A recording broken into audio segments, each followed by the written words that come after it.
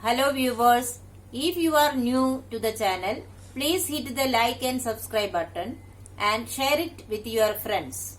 Also, click on the bell icon so that you get the latest information about the videos that are uploaded.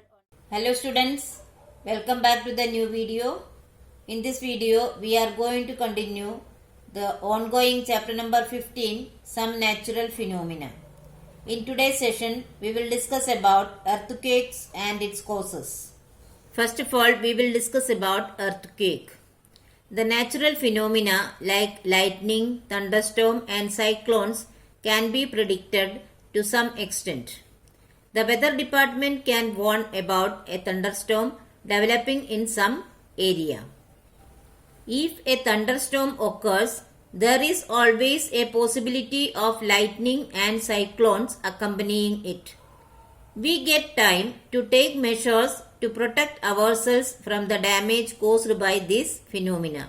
So if there is a cyclone or lightning and thunderstorm, at least we get some time to take the measures to protect ourselves from this natural phenomena. However, earthquake is a natural phenomena which cannot be predicted. An earthquake can cause damage to human life and property on a huge scale. So, earthquake is another natural disaster which we cannot predict accurately, but it causes lots of damage to human life and property. A sudden and violent shaking of the surface of the earth resulting in a release of energy that can cause destruction on a large scale is called an earthquake. It is also called as tremor. Earthquakes occur all the time and most of them are not even noticed. Major earthquakes that cause mass destruction are less frequent. Earthquakes can cause floods, landslides and tsunamis. So, earthquake is a kind of shaking on the surface of the earth by releasing lots of energy. Actually, earthquakes occur all the time, but if it is of very low intensity, it is not even noticed. But major earthquakes that cause mass destruction are less frequent, that is not occurring very frequently. Earthquakes cause floods, landslides and tsunamis also. The point inside the earth where the earthquake originates is called the focus of the quake. The point on the surface of the earth vertical to the focus of the earthquake is called the epicenter. The effect of the quake is the highest at the epicenter of the quake. So, inside the earth where this earthquake starts or originate is called the focus of the quake. And the point on the surface of the earth which is vertical to the focus is known as epicenter. You must have heard this word epicenter many times. The effect of the quake is maximum at the epicenter of the earthquake.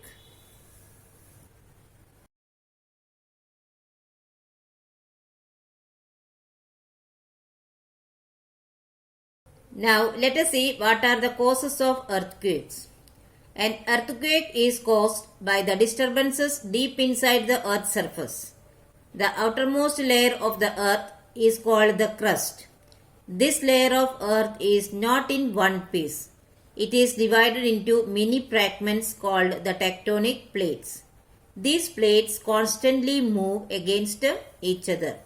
So, the crust of the earth is made by different plates or pieces. It is divided into fragments and these fragments are called tectonic plates. These plates constantly move against each other, causing the earthquake. These plates may brush past one another or a plate goes under another due to collision. During this process, energy keeps building up.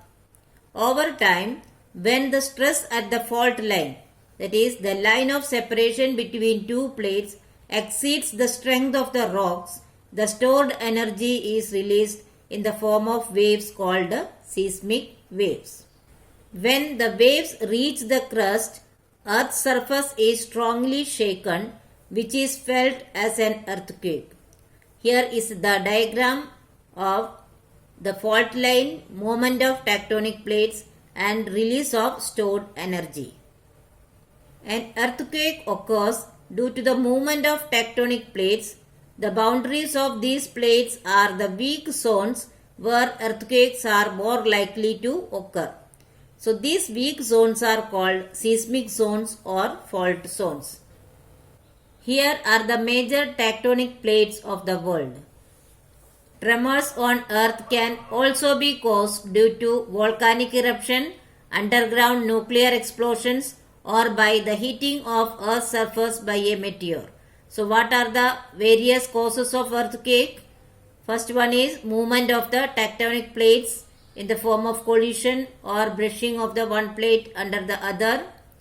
Then volcanic eruption, underground nuclear explosions, or even heating of a meteor on the Earth's surface can cause earthquake. In India, the earthquake-prone areas are Kashmir and Central Himalayas, the northeastern states, Rann of Kutch, Rajasthan, Indo-Gangetic Plain, and some parts of South India. So these are the areas where the earthquake is more frequent in India. So students, I hope you have understood the topic very well. But still, if you have any doubt, you can write in the comment section. I will surely try to solve it as early as possible. Here are some review questions. Please solve it in your notebook. Thank you.